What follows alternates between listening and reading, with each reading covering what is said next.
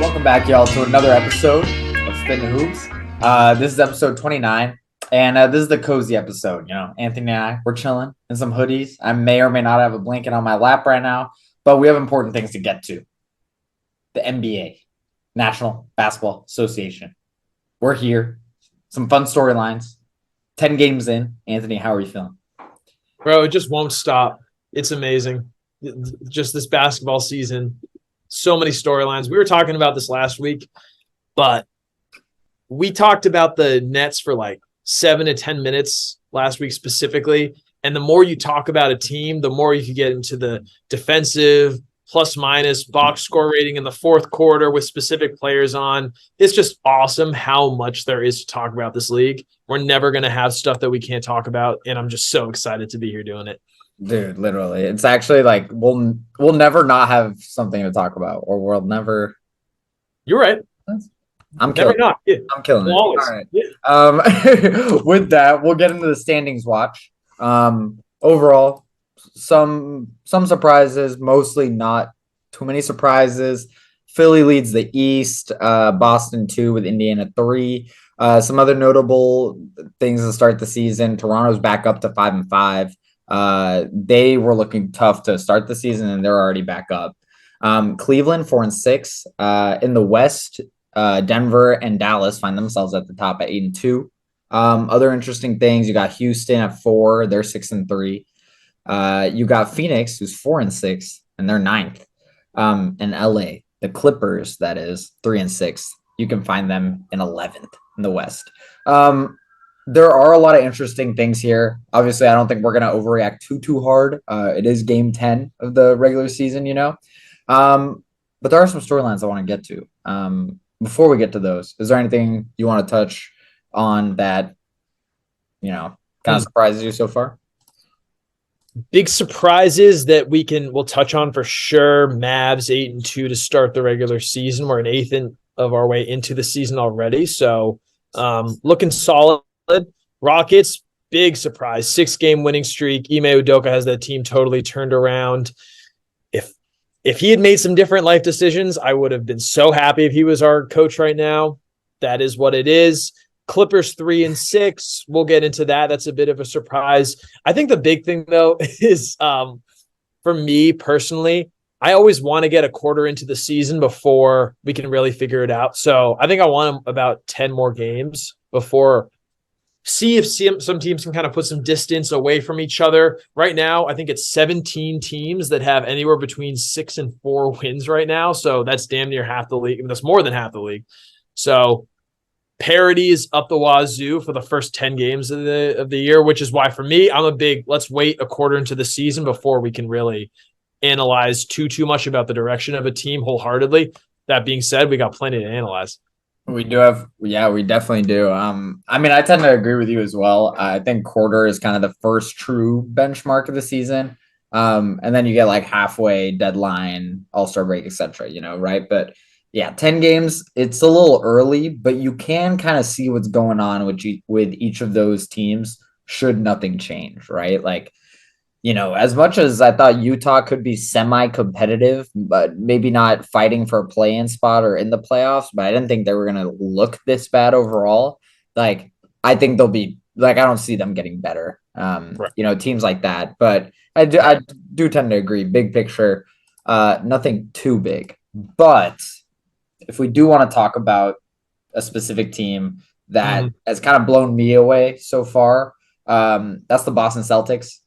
Second in the East. Only losses right now are to Minnesota and Philadelphia, 2 good teams. Minnesota, no one can seem to beat them right now.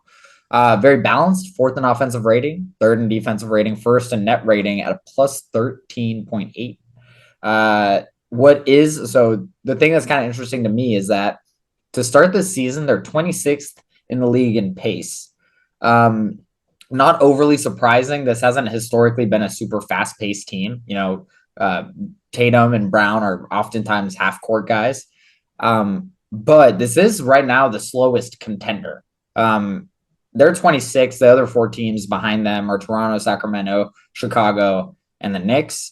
So that's just interesting to me. I don't think it's a good or bad thing, and it might even be a good thing because the playoffs you Right. play so slow, and they've been so good despite the slow pace. But I just found that interesting. Totally, yeah. Obviously, I've watched a fair number of Celtics games this year. I think the balance looks really, really good. Every single game, there's a new guy that steps up. Finally, the bench is starting to show a little bit of moxie, which is my biggest question mark. We got O'Shea Brissett, Lamar Stevens, Svi. We got some of these guys during the offseason. We kept our three: Luke Cornett, Sam Hauser, Peyton Pritchard. The Those white guys are boys, starting to show up. Sorry? the white boys. The white boys, man, like that whole squad, they just pulled up and they know what to do, and really scrappy guys. Look at Sam Hauser though, man. 12 points yesterday against the Knicks.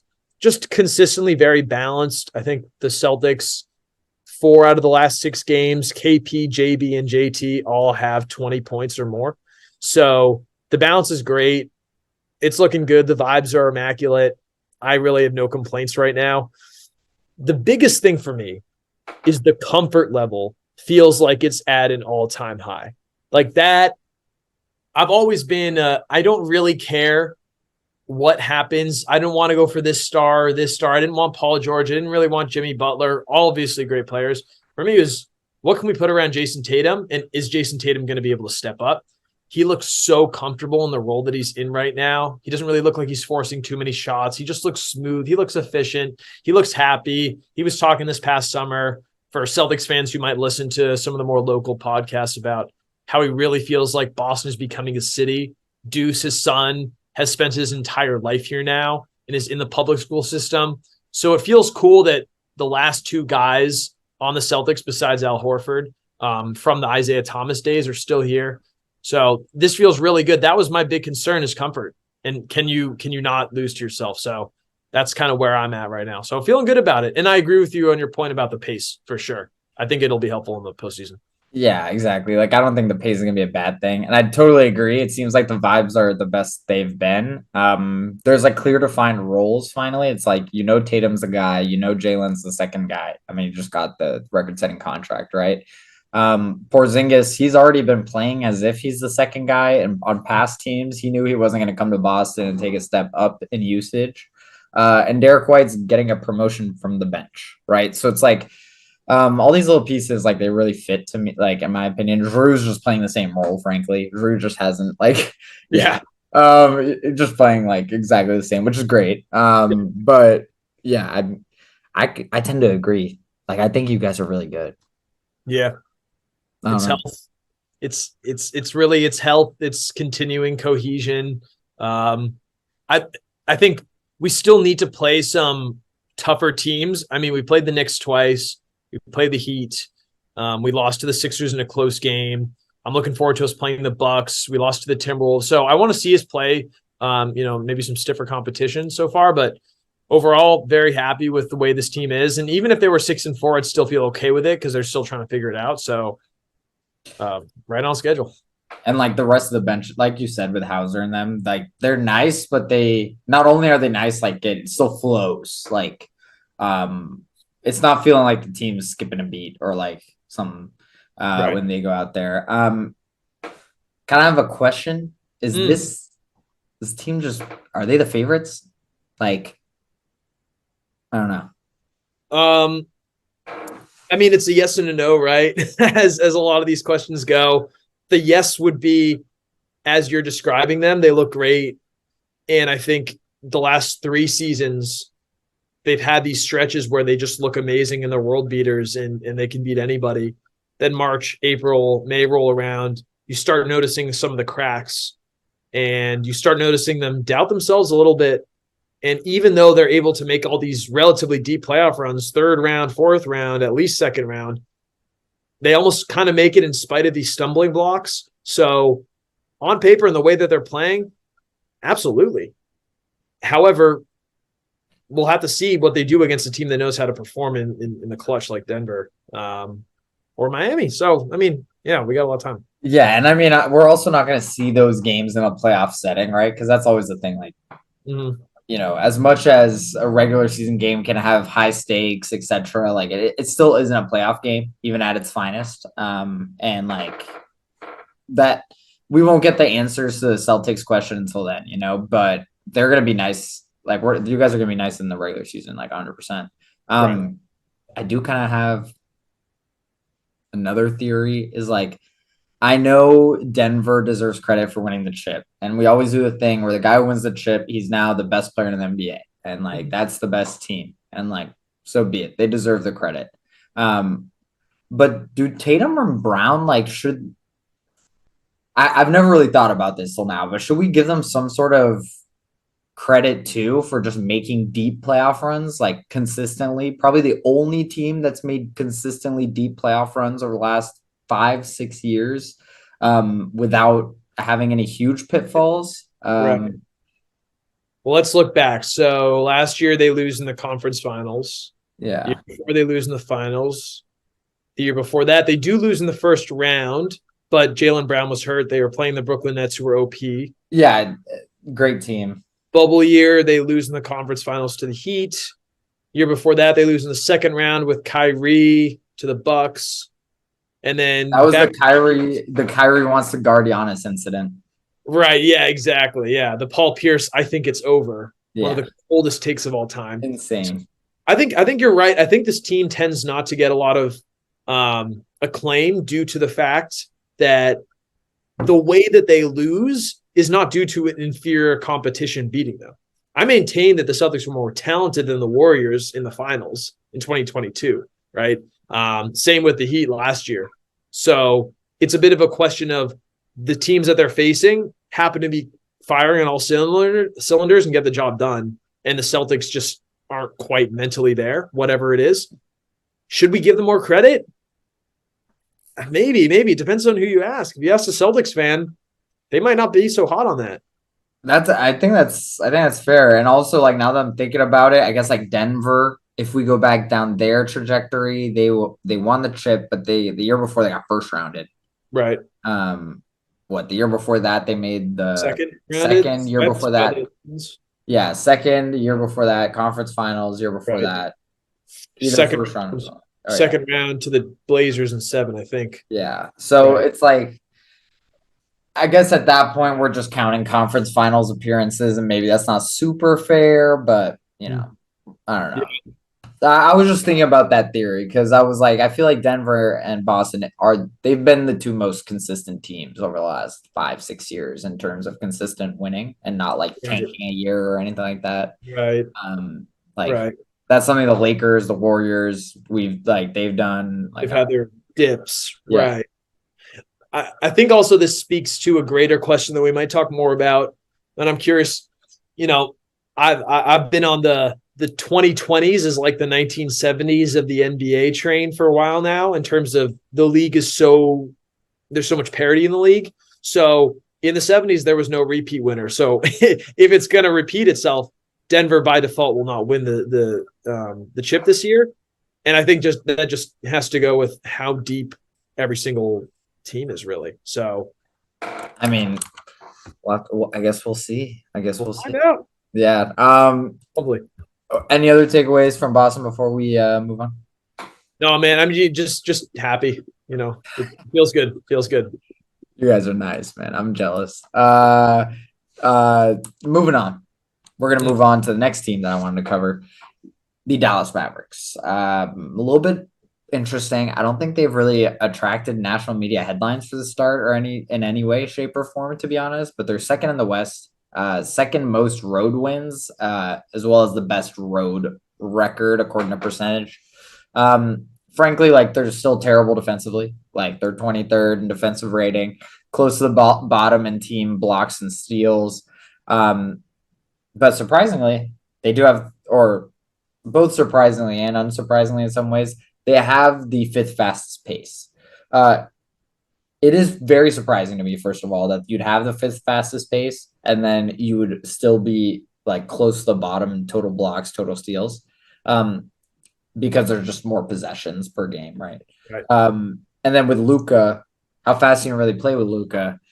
But then when you watch the team play, like I've caught a few of the last few games they've played, The ball moves. They bring up the ball quick. Luka's not taking the whole shot clock to ISO, you know? Mm.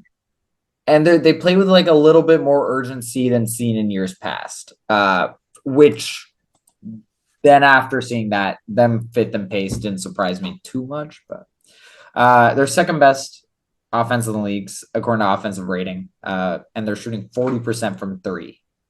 Any big takeaways? That was a Mm. long-winded summary, but I think they've looked really good. Yeah, they look really good. Will 40% translate for the entire season? That has yet to be seen. Does Grant Williams, do Derek Jones Jr. continue to maintain the pace that they're doing? They look good right now. Um, one stat that I had heard, because I'll be honest, I've only watched a part of one Mavs game this year, but I saw that when Derek Lively Jr. is on the floor, their defensive rating vaults them up actually into the top 10. So I think they're starting to find a formula. And I'm going to go on kind of a bit of a tangent here. We might talk about this more. There are going to be teams, if the Mavs have a good record around the trade deadline, or just even right now, that teams are going to be looking to ship guys. Who do the Mavs need? Maybe they need a perimeter defender. Alex Caruso. He's on a team that might be blowing it up. What could they be like if they're able to get a guy like that? I think that could really continue to help them, because if they're able to play like this with the lack of, honestly, talent that they have, and with the lack of talent that they have, they're able to play like this, and they could be buying right now. So their need is still on the defensive end, and I really like what Lively's done for them. It's fun to see, because I think both you and I had them around the play-in-ish area. Like, they weren't going to be very good. And I think another year of Kyrie and Luka, they were 6-11 or something like that last year, to finish up the season. Just not very good. So really turning it around. Yeah, I mean, I will say with the Derek Jones and the Grant Williams piece, like, they're definitely not going to sustain what they've done so far. Like, Grant is shooting 50% from three, Derek Jones shooting 47% from three. Like, Right. those two guys have not shown that they can do that. And in Grant Williams' case, no one's shown that they can shoot 50% from three while shooting 6 threes a game. Like, that's just not going to hold up, right? Some other interesting things: Tim Hardaway, 40% from three, shooting 10 of them a game. Kyrie Irving, 40% from three. Luka, 42% from three. And then, speaking of Luka, this is a thing. Like, his usage is the lowest it's been since his rookie year, but he still has the best percentages from the field, three that we've seen him ever play with. And that's actually basically translated to the best per 36 stats for him that we've ever seen. Playing less minutes, less usage, but just shooting the ball incredibly. Like you said, like, I don't know how good they are. We both put them in the play-in, like, and like we saw Kyrie and Luka last year, but I don't know if the team's better than last year, but it makes more sense than last year, I think. Yeah, I think you're fair, and I don't think they're done. There's no way they can be done right now. They need a third guy, or they need continued presence on the defensive end. And right now, Caruso is just the guy that's popping into my head in terms of who they might need. I don't really see other teams that might be looking to blow it up right now. But yeah, I honestly don't even see any other teams besides the Bulls. If the Raptors fall back down to earth, could they get rid of OG? I know he's always tossed into trade packages, but that seems kind of like the guy they might need. Yeah, I mean, I think that would be a great fit. I'm trying to think. I think they owe their 27 first, their 29 first, and their 30, their 2030 first. But shit, what year are we in? 2023? 2023, man. So I think they have their next few years first round picks. So I feel like you can package something. I would just be worried. Like, I do kind of I don't know how good of a player you're gonna get with a package that they can offer, right? Like, is OG Anunoby the guy who puts you over? And if he Right. isn't, why not? Maybe you just stall. Like maybe you just hold on to these assets. Um, I don't know. Yeah, but for what? To wait for another guy to develop, maybe, and maybe you just Yeah. have those assets to spend later when your team might be in a better situation to win. Um, but if we know anything about the Mavericks, they'll try to buy, frankly. Um, which would, I mean, it would be lit. So I'm down for it, frankly. I think the other thing is for me, I'm looking at the teams that they beat. Grizzlies, Nets, Bulls, Spurs, Hornets, Magic, Clippers, Pelicans. Some solid teams in there. Magic, Clippers, Pelicans, Nets. Those are all tough teams. They're not. I'm not going to say that they're playing badly. They've beaten the teams that they've had to play. I want to see them beat some marquee matchups before really getting on this hype train. I mean, I think you're valid. I think you're valid. And like, I'm not on the hype train that much either. I just think they've been playing really well. Like, I don't think they're I don't think they're frauds per se, but I don't think they're contenders. Right. Um, Yeah. uh, I mean, I think you put them in the not the S tier, but the A tier when we were doing our playoff ranking. So I mean, when you got Luka Doncic, man, I mean, I just can't really see putting you like just him alone. He can win you 2 games in a playoff series. So you just need to get to 2 more. right, It's like, right. Can Kyrie get you one? yeah, Kyrie gets you 1, and does Luka get you 2.5, and then like Derek The Lively rest, and yeah. combine for another half game. Like Hmm. as much as like in theory they shouldn't be that good because Grant Williams is their third best player. Right, You think their form of winning has been kind of sustainable? Like the 3-point shooting isn't, right, but the manner in which it's done makes right, a little sense to me. I don't right. Totally. know. Moving on. Moving on. Uh, we're now going to talk about a little depressing subject for me. Mm, Stephen Curry injured, sprained right knee. Uh, he's expected to miss some time. The timetable is not confirmed yet. He had an MRI today. They are reviewing the MRI, and I wait patiently and stressfully. I don't know. To be honest, the Warriors haven't looked good. We started off the season really hot. I think we were 6-3 at one point. Just been bad over the last few games. Losses to teams like the T Wolves and stuff like that. So it's been bad. Um, they're 6-5 though. Floating around 500, not the situation you want to be in, especially coming off after last year and having pretty severe bench improvements. Um, but I'm also bringing this up for a thought exercise. So do you have any first reactions before I get into that? yeah. First reactions. I think everybody's seen these stats about how Steph has been the leading scorer in every single game, and then the only guy who's scored more than 20 points in an entire game is Dario Saric. So, Lord have mercy. I think the other concern is Steph is amazing, right? And I think he's very much established himself as a guy that we don't really worry about the fact that he's 35. He is 35 though. And the human body just gets it ages worse as you get older. And this isn't the type of team where you can say, okay, take your time.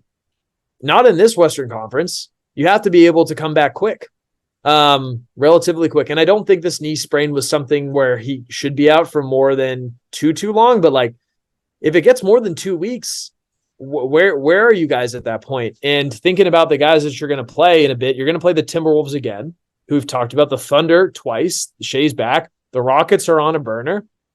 The Suns, the Spurs, and the Kings. So that's the next 2 weeks.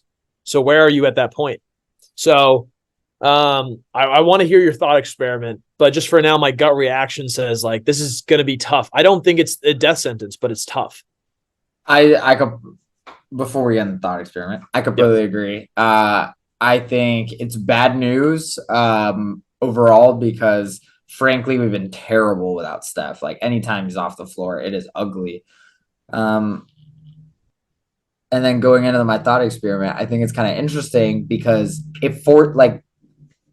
players on this team are now going to be forced to shoot the ball. Like Andrew Wiggins is going to be forced to have the ball and do things with it. Chris Paul, if he can't make a mid-range jumper, they're going to put out Podziemski to go play, because if shit's not working, like, can't just keep rolling with it at some point, especially when you're paying what 300 million in salary taxes. It's like ridiculous.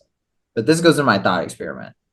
How many teams have really lost their best player and seen very severe improvements, and which that potentially led to being a contender in history? Does that make any sense?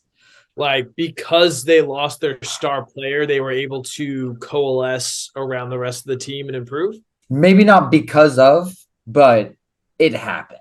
Like, I don't want to say it was necessarily caused due to a star player, because you also never know if those teams might have figured it out if the star player wasn't hurt, right? And some of these teams that I'm thinking of also didn't really figure it out. They didn't want to chip, so it's like, first example that jumps off, I think, to a lot of people, this is the Ewing theory made popular by Bill Simmons or whatever. 1999, Knicks make the finals. Ewing plays only 40 regular season games. He plays 60 minutes total between the conference finals and the finals.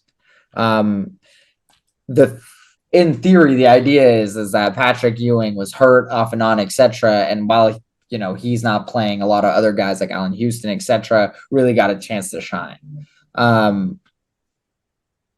Yeah. And in theory, maybe if Ewing plays that finals, maybe they win the chip.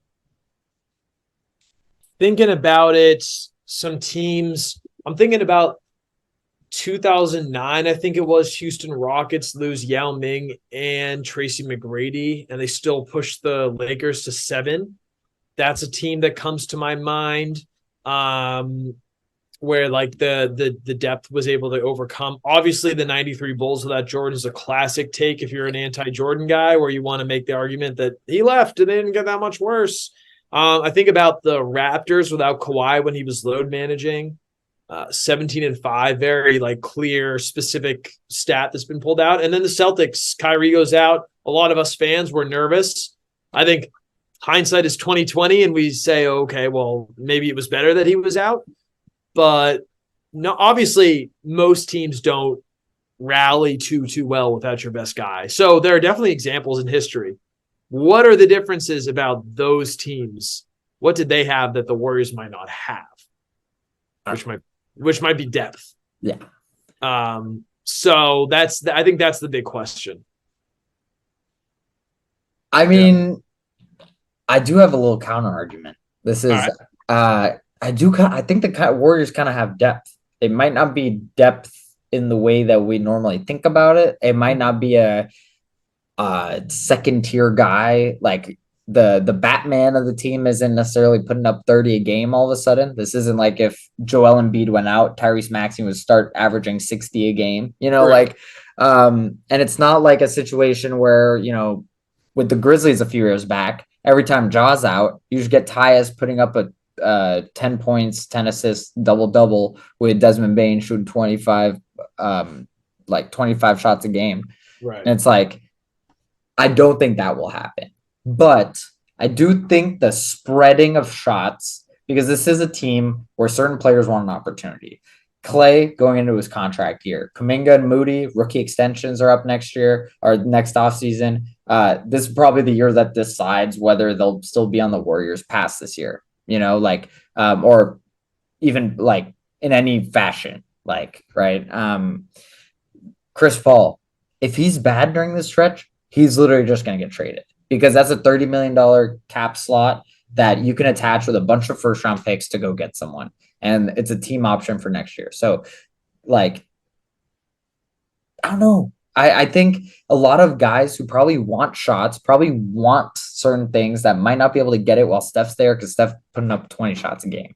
And guess what? I think they're all kind of ass, low key. Like Andrew Wiggins, he's shown me nothing. Clay has shown me nothing. Chris Paul shown me nothing. But there's like a numbers game here between Moody, Chris Paul, Wiggins, Kuminga, Corey Joseph, who's been a recently productive NBA player, etc.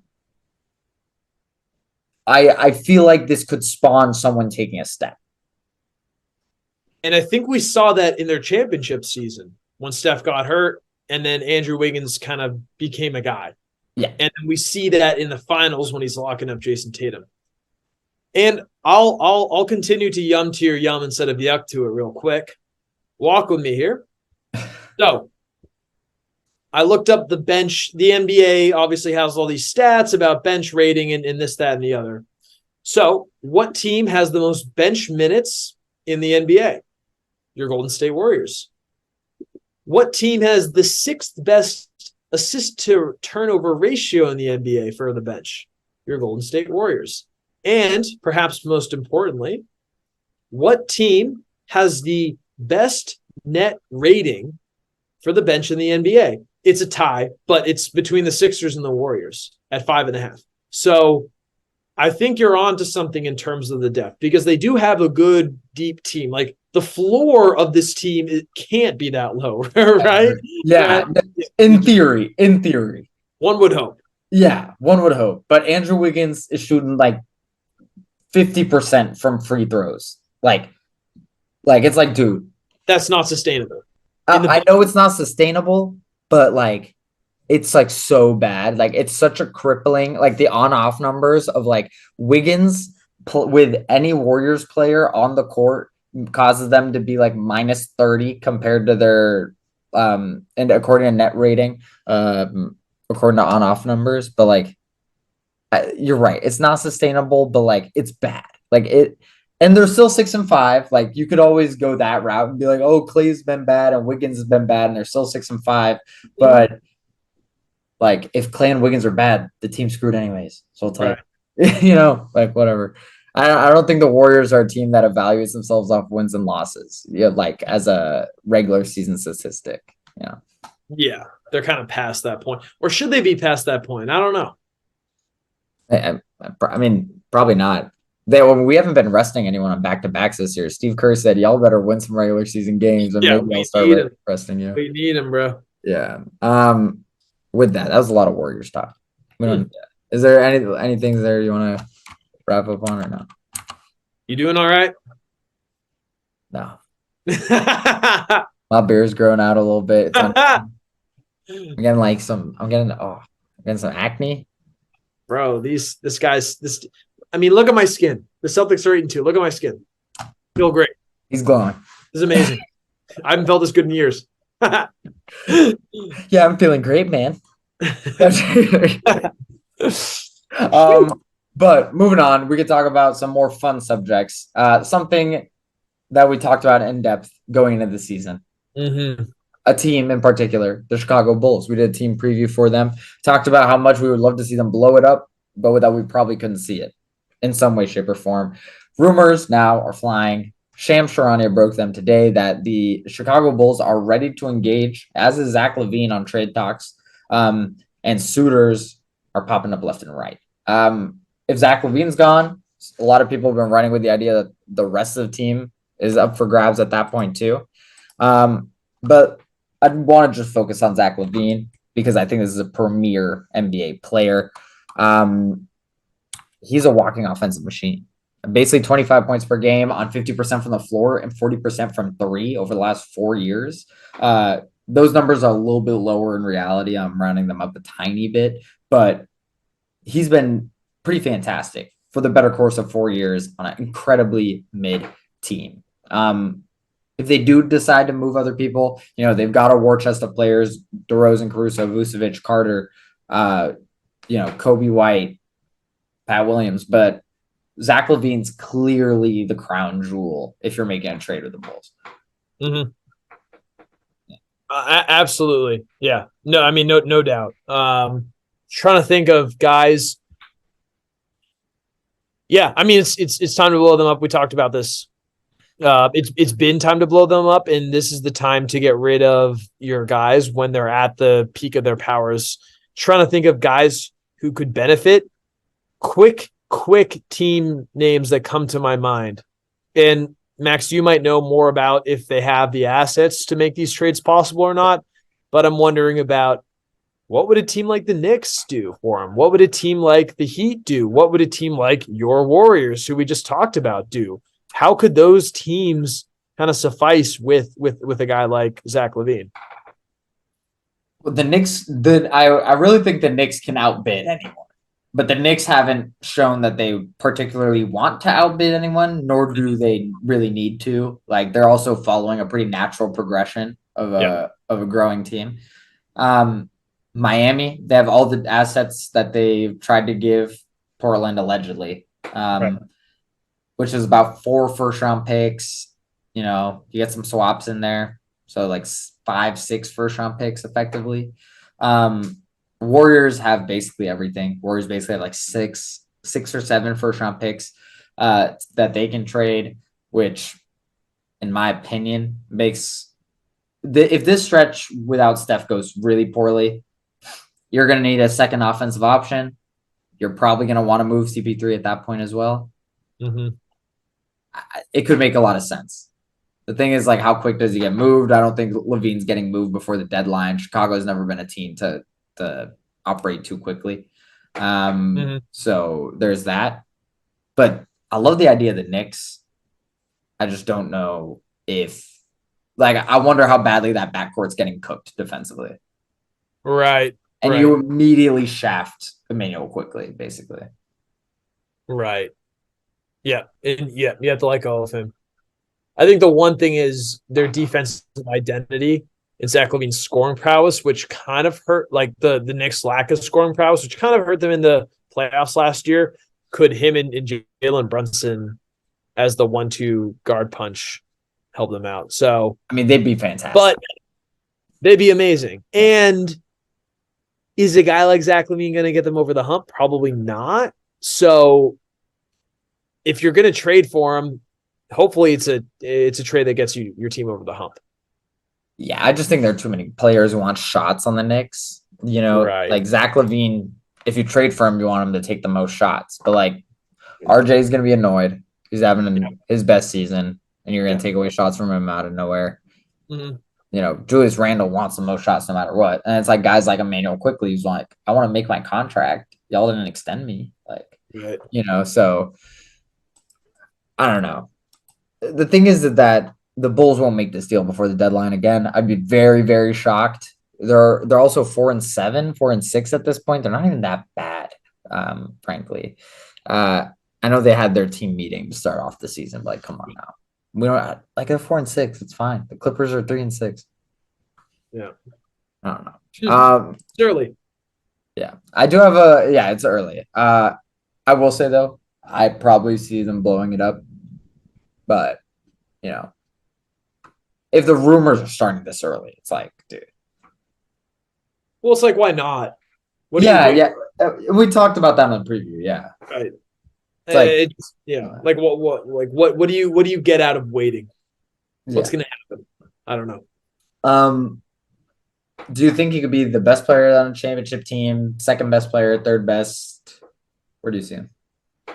Definitely not the best player on a championship team because then the Bulls would be way better. Second best player, I think you'd need a guy like Jokic or somebody to be your best player for him to be the second best player. If that makes sense, like just a guy that's so good at making the offense hum. Or maybe Giannis in 2021. I think LaVine is on a Chris Middleton, Drew Holiday level. I think third best player is probably where he's at. So if a team is going to trade for him, I think they need to see him as their third best player on a chip team. Or you're a team that's building towards something, you're really excited, and you want to make a splash and make a run to the conference finals or something like that. But definitely not a second best player in my mind. I think he could be a second best player, like a situationally second best player. Right. Yeah, like on Miami, maybe he outperforms Bam for like a few series in the playoffs, but it's like that's situational. Or like if he was on the Warriors, he'd probably be the second best player. But like, the Warriors, like it's spread so much. Right. And then like, I do think he could be a second best though, because I do think like Zach LaVine, I call him Zavine. Zach LaVine instead of like Jamal Murray in Denver, like just mentally that makes a lot of sense to me. These are two like offensive minded guards who Murray's more of a distributor, not a scorer, but like Mm-hmm. that does make sense to me. Yeah. But I tend to agree. If you want to be an insta like super high end contender, trading for Zach LaVine is not the thing that's making you that. Right. Yeah. No, I mean, I see that. But overall, I don't. He has to be in a very specific situation for it to become a championship team. Absolutely agree. Next question. So given what we just discussed, do you think the effects of a Zach LaVine trade would be more than, let's say, than if Alex Caruso got traded to a top end contender? Or do you think still like in terms of the overall title picture, like a Caruso going to like a Milwaukee, would that be probably a bigger deal? Oh man, I mean that's a good question. It's so situational again Yeah, because super situational. sometimes it's one of those things where you need that guy that just fits that perfect missing spot for your team to take off in a way where 1+1 equals more than two, and you didn't know that you had it. And then other times you see a team like the Brooklyn Nets of yesteryear where they have 1+1 equals 1.5, and it just doesn't work out. So that's a really good question because if Zach LaVine ends up on a team, I mean, obviously he wouldn't, but if Zach LaVine were to end up on a team like the Suns, right? I think his impact for their winning is not as great as Alex Caruso's impact for them winning, which Yeah. is a weird thing to say because Caruso's obviously not nearly as good. That's a great question. I think because these guys, Vooch, can he take a back seat? Like that's what he would have to do on a championship team. He's not an all-star anymore. Or DeRozan, DeRozan. Yeah. right? Like he's more Chris Middleton level, 18 points a game on efficient shooting, mid-range when you need him when the playoffs slow down. So it really does depend on the guy. As for their bench, I like Javon Carter. I like Kobe White. I like Ayo Dosunmu. I think Torrey Craig is a serviceable backup, but it's weird because I think the Bulls really need to just try to get the most that they can out of Zach LaVine right now and Alex Caruso. I think those are the two hottest assets. I agree, but I do think this is like a weirdly, you could get a ton of assets. You could just sell off the team, go down the line, Yeah. sell off Pat Williams, just be like, oh, we know we're not extending you. Here's bye bye. Like things like that. I would just, if honestly, if I were them, just clean slate. Unfortunately, the next few drafts are pretty mid compared to the ones we just had. Right. And that's why I'm wondering, maybe do you hold on to Patrick Williams in a weird way? Because he's averaging like 5 points per game compared to the last couple seasons. And if Zach LaVine is gone, if you do ship DeRozan, that gives him a little bit of time to shine. And so maybe that helps out. But it's a very interesting situation right now. I also think just based on how good the last few drafts have been, even the 2020 draft, which we thought was kind of mid, which is led by Anthony Edwards and LaMelo Ball, shows that even these weaker drafts tend to be solid right now. So I don't know. Who knows? It's a weird situation. Regardless, time to blow it up, guys. Yeah. They got it. They got Yeah. it. With that, that's all I want to talk about with the Bulls. We did enough of Bulls for today. Enough Bulls. Yeah, Nets last week, Bulls today. This is legit or not, where we talk about certain NBA teams, and this is to be interpreted as you'd like. Are they legit or not? Good or bad? So I'm just gonna speed run through these, and you're gonna give me your take. First, we got a team with 7-2, or sorry, yes, 8-2, 7-2, 7-2. 7-2. Best looking defense in the league. 102 defensive rating. 6-game winning streak. The Minnesota T-Wolves. Ridiculous. Yeah. Legit. Define legit real quick for me. Up to you. Oh, Lord. I have to make a decision. Legit.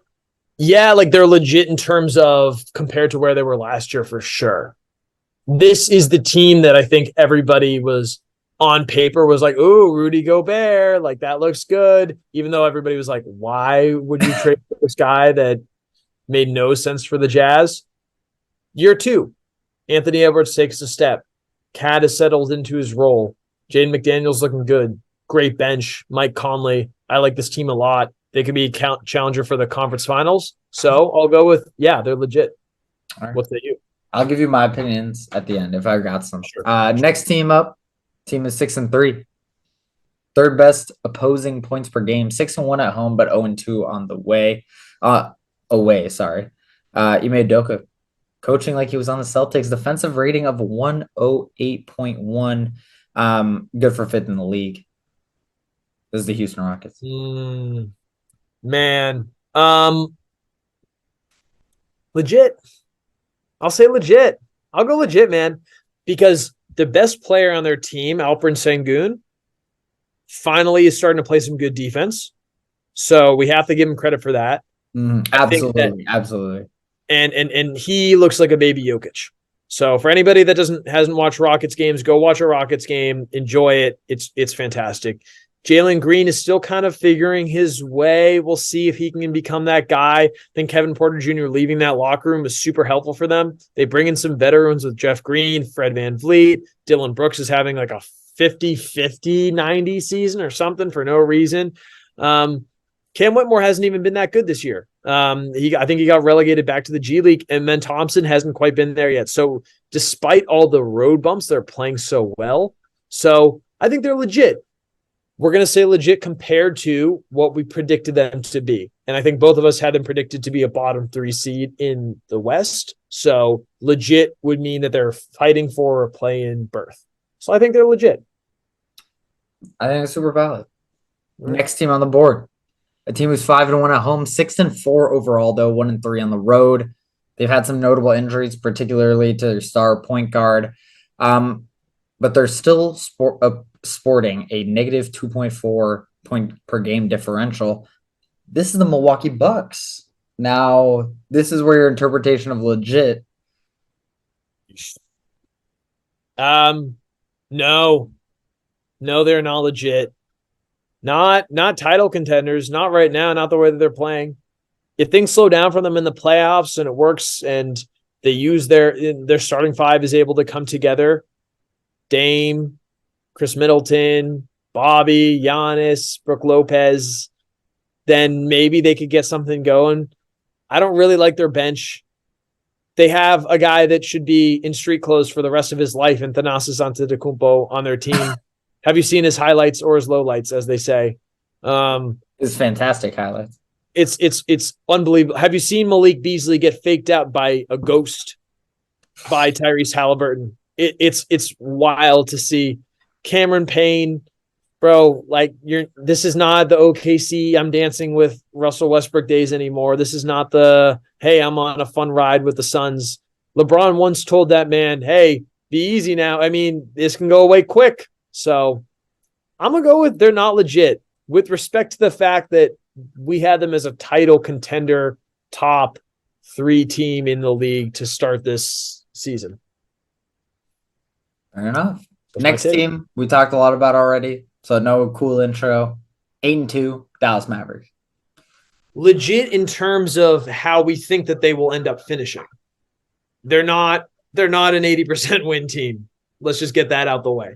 Grant Williams is not that guy. I saw Grant Williams plenty of times. I loved him in one Game 7 against the Bucks a couple of seasons ago, and he looked great. He had a bunch of threes. They'll be in the play-in, so I think they're legit for where we expected them to be. So yeah, they're legit. They'll be better than they were last year. They won't be as good as they have been this year. Last team, Los Angeles Clippers. 0-5 on the road so far, 3-6 overall, 5-game losing streak despite a plus 2.0 points per game differential.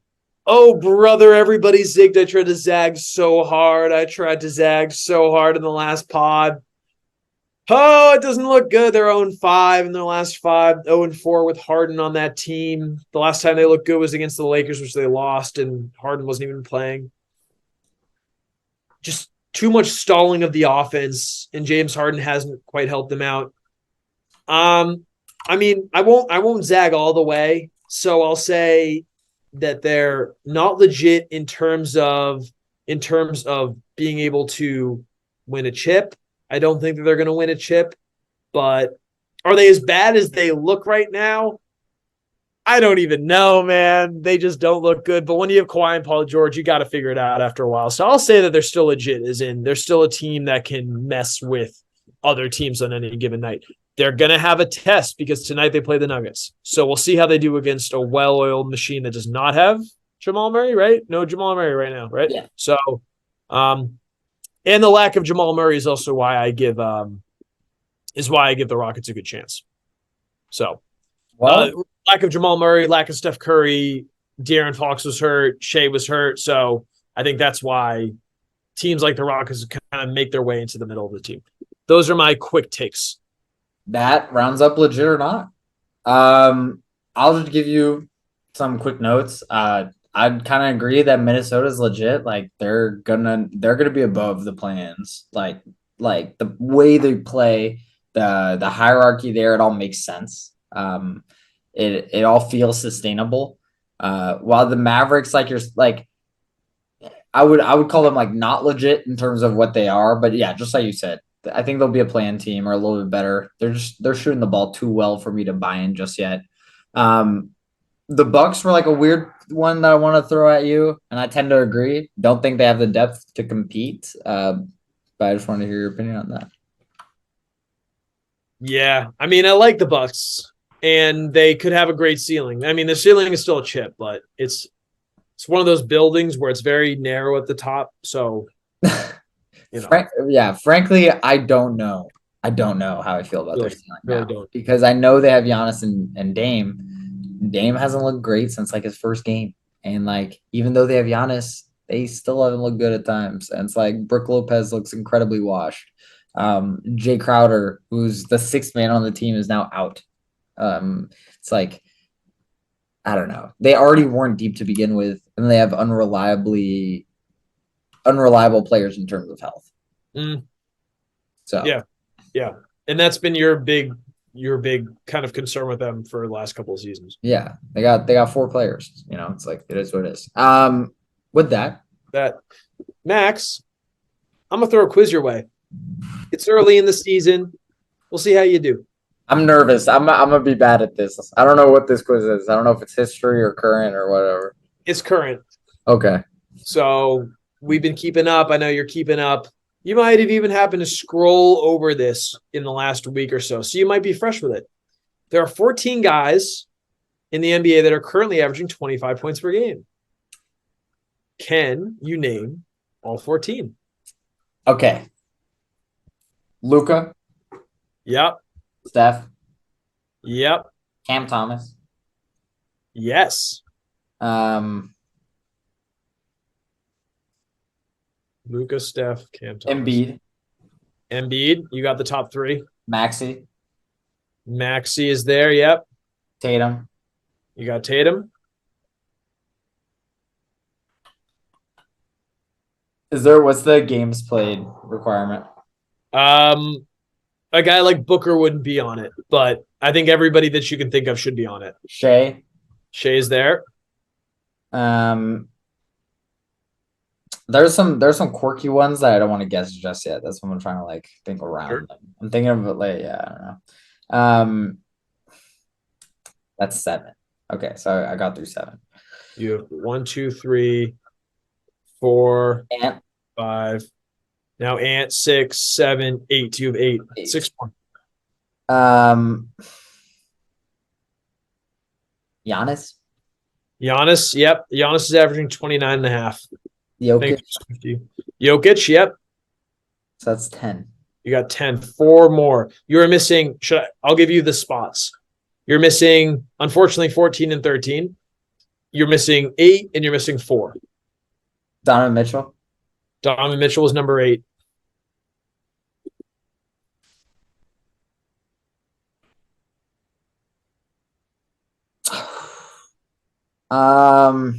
This is tough. Number 4. There's gonna be some obvious guy I just forgot about. Yes. Yeah. Uh, or did I say Tatum? I did say Tatum. You did say Tatum. The thing is, like, there's some weird ones. Like, I think De'Aaron Fox. Like, it's not my guess. I think De'Aaron Fox has averaged 25 a game. Like, I think Zion might have. De'Aaron Fox does not qualify. Oh, fascinating. Okay, that's actually good to know. So, uh, But if he did, yeah, I think he's averaging 25. he would. He is averaging 30. So yeah, he would make it. Yeah. And then there's like people we talked about on this podcast I can't get out of my head, but like Zach Levine. But I know Zach Levine has an average like 20 a game, right? So uh Tyrese Halliburton. Yes. Tyrese Halliburton is your first no with 23.8. Dude, I have no idea. I have no idea. I'm really blanking. The fourth top scorer. This guy's so obvious it hurts, man. This is tough. Would you like any Nah, here? not yet, not yet. Give me Trey Okay. Young. Sorry, man. 15th, 24 and a half. He's shooting awful this year, shooting less than 36% from the field. He's gotten better last few games. They've looked great. Yeah. Shout out Jalen. If you watch last podcast and then you watch Jalen Johnson and they played well, Mhm. Shout out. shout out. Dude, I'm Here, let me read the guys back for you. yeah. That you have Luka, Embiid, Steph, Blank, Jokic, Giannis, Shea, Donnie, Tyrese Maxey, Ant Edwards, Tatum, Cam Thomas, shout out, Blank. KD. Dude, what? KD's not averaging 25 a game? He's not averaging 25 a game. He is averaging 23.9 points. Okay. Podcast. KD's dog shit. You're welcome. First of all. Who is? KD. I'm like KD? Yeah, KD. I know it's a sorry. That was an opinion. Did you say KD or AD? Yeah. KD. Oh, KD. Yes. I'm sorry, I misheard you. I thought you said AD. Oh, yeah, he's averaging 30. Yeah, you're good. Because I was like, what? I could have sworn. Yeah. No, I know AD is not averaging 30. Yeah, KD's on his thing, dude. He's still a dog, averaging 50 from the field, 43 from the 3-point line, 85 from the free throw. He's okay. Podcast. Remember that thing I said about KD being dog shit? He's not. I don't remember that. I haven't watched. I've barely watched any Suns. That's why I haven't been feeling comfortable enough to talk about them. But 13 and 14. These 13, guys, yeah, happened to play on teams that matched up against each other in the Western Conference playoffs last year. Huh. That's a good ass hint. Now I'm gonna get this.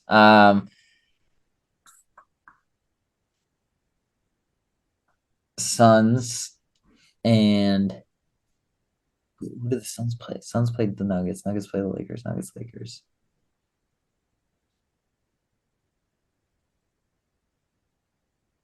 I don't think Jamal Murray qualifies. He does not qualify. I don't think LeBron. I'm thinking about him. I don't think it was him. I don't think he's averaging 25 a game. In the Western Conference playoffs, I feel like you're baiting me in the plan. Nope, no plan. Who else played each other? So it was Kings, Warriors, Nuggets, T-Wolves. Already, it can't be any of those guys. Lakers played the Grizzlies. Could be LeBron and like Desmond Bain. Probably not. I've barely watched any Grizzlies games. What is it that? It could be. Is it that? It's Desmond Bain and LeBron James. Yo, wait, that's wild to me. I haven't been keeping up with the Grizzlies at all. We brought this up in a podcast. I mean, yeah, just because why would we? They only have 2 wins, but we brought this up in a podcast with our esteemed friend Garrett Domeyer. LeBron James has averaged 25 points per game every single season besides his rookie year. So it's early. Man, if he keeps it up, he's averaging 57% from the field and 66. Code. It's incredible. Anyways, nice work. That's tough for the end of the season. I'm pretty happy with that. I feel like I got through what I really hit like 11 to 12, or I was like 11 to 12, and then 12 to 13. Yeah. And then it just took me a while to get Trey, Tyrese. That was it, yeah.